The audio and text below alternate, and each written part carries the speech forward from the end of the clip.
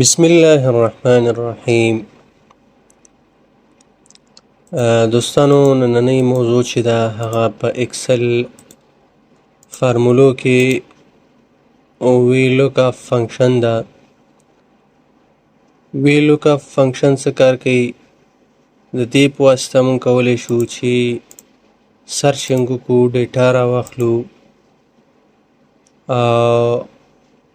کم ټیبل موږ سره موجود وي د هغې کې مطلب زرګونه ریکارډونه وي، کولی شو په هغې کې موږ سرچ وکړو. لکه فرض مثال د نوم په اساس موږ سرچ کوو.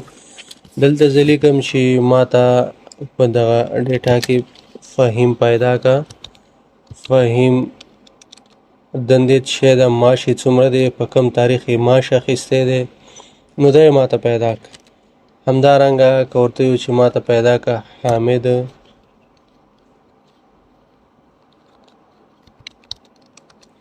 ګورې حامد و انجینر دی، 2000 معاش دی، په 28 تاریخ یې اخیستی. تاسې وایئ حامد انجینر 2000 معاش په 28 تاریخ. نو دې لپاره چې دی مونږ دغه وی لوک اپ فنکشن استفاده کوو.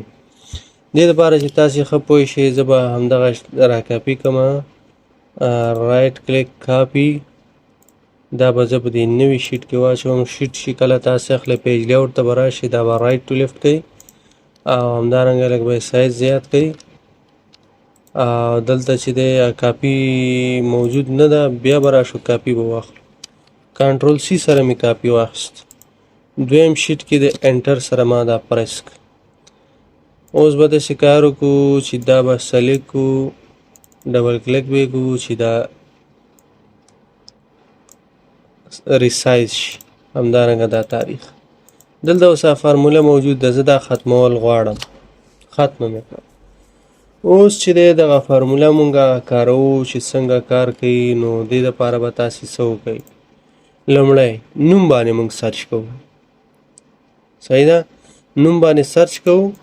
نوم خانه چې دا مونږ همداسې بریدو، ځکه دا زمونږ د سرچ خانه ده، د نوم خانه. صحیح ده؟ د دندې نه شروع کوو، یعنې نوم چې مونږ ورکوو مونږ ته به دلته سرچ کوي. نو دې لپاره به تاسې راشئ د دندې خانې ته. په دې کې به تاسې ولیکئ ایکول وی لوک اپ فنکشن راغله، ټیپ به پسې ووهئ، دا به پوره شي.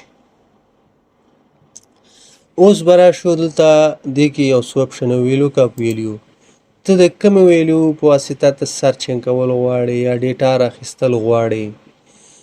زه چې دی د نوم په اساس د نوم خانه کې ورته دغلته نوم لیکم، ما ته به یې پیدا کوي. نو دلته به ته د دې نوم د خانې ادرس ورکړې. د نوم د خانې ادرس چې دی G1 دی. زه به لږ دا داسې کړم، اسکیپ وهمه، په دې خاطر چې دغه خانه لږ داسې پراخومه چې دلته مونږ بیا سلیکشن وشو کړی. دلته راځو بیا لیکو وی لوک اپ. زمونږ چې دی د جی خانه کې سرچ کوو، دې باندې وګوره کلیک وکړه، G3 راغی. دا زمونږ د لوک اپ ویلیو شو. بیا به کام ورکو ټیبل ایری. ته دغه ریکارډ د کوم ځای نه راخیستل غواړې. زه چې دی د دغه ټیبل نه. دې ته تاسې کولی شئ نوم هم ورکئ او همداسې ډایرکټ اتوماتیک سلیکټ کولی هم شي. دا مو سلیکټ که دا د شمارې خانه مې ولې سلیکټ نه کړه، په دې باندې پوه کوم. دا ځکه چې د وی لوک اپ فنکشن چې ده هغه خپل څنګ کې کالم راخلي او باید په کم کالم یا په کم دغې چې تاسې سرچ کوئ هغه باید اولنی وي. که چیرته مونږ غواړو چې په شماره باندې سرچ وکړو، بیا به شماره سلیکټ کوو، ځکه چې زمونږ دا کالم باید اولنی وي په وی لوک اپ فنکشن کې د کم په واسطه چې مونږ سرچ کوو. نو دلته مونږ سرچ د نوم په اساس کوو، نو باید نوم زمونږ اولنی کالم وي دلته. اوس راځو دا زمونږ ټیبل ایری شو. کامه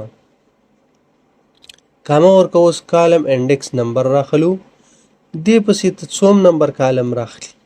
زه دې نوم پسې چې دی دویم نمبر کالم راخلم. دنده. نو دنده چې ده دا د دې نوم پسې ګوره نوم اول کالم شو او دا دنده چې ده دا دویم کالم شو. نو دویم دا راخلو. دوه به ولیکو. کامه دلته ګوره څه وایي ټرو اپروکزیمیټ میچ. مطلب دا چې د تقریبا نږدې هغه چې دی راخلي. او که دا دویم فالس انتخاب کو فالس ایگزیکټ میچ راخلي مطلب خپل هغه دقیقه ویلیو پیدا کوي او راخلي نو دا به انتخاب کو انټر به اوس چې ناٹ اویلیبل ځکه چې نوم مونږ نه دی ورکړی فرضاً زه دلته نوم ورکوم چې ماته پیدا که شبیر ګوره شبیر چې دی څه شی دی معلم دی دی پیدا که یو شی بل کوو که چېرته زه ورته نوم ورکړم فرض مثال ورته لیکم چې ګلاب ګوره ناٹ اویلیبل دې په ځای ته خپل میسج هم ورکولی شي میسج به څنګه ورکوي میسج به دلته ورته ولیکي اف ایرر که چېرته ایرر پکې راغی نو دې پسې وروسته کامه ورکړه کولی شي چې ته همداسې خالي هم پرېږدي ګوره دا یس که خالي به یې پرېږدي که نه ته خپل میسج هم پکې کولی شي چې ولیکي زه ورته لیکم او دې خپل میسج کې چې فرضاً زه ورته یم چې پیدا نه شو پښتو کې ورته لیکم چې پیدا نه شو ګوره اوس یې مونږ ته دا راکړه که چېرته یو نوم ورکړو فرضاً زه ورته لیکم چې فهیم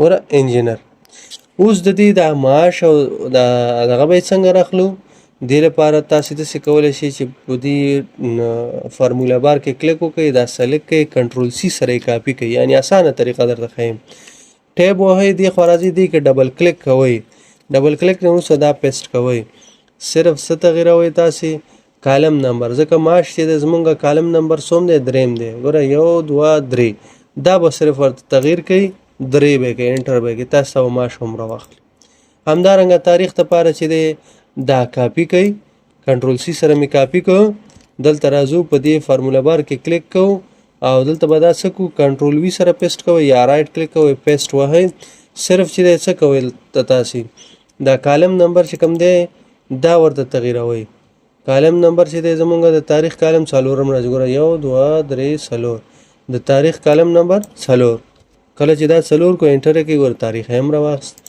اوس تاسې راځئ دلته چې دی ورته څه وکړئ سرچ وکړئ مثال زه لیکم چې شریف تاسې لیست کې ګوره شریف معلم دی 9000 معاش دی ګوره معلم دی 9000 معاش دی په څوم تاریخ اخیستی په 13 تاریخ همدارنګه لیکئ چې خان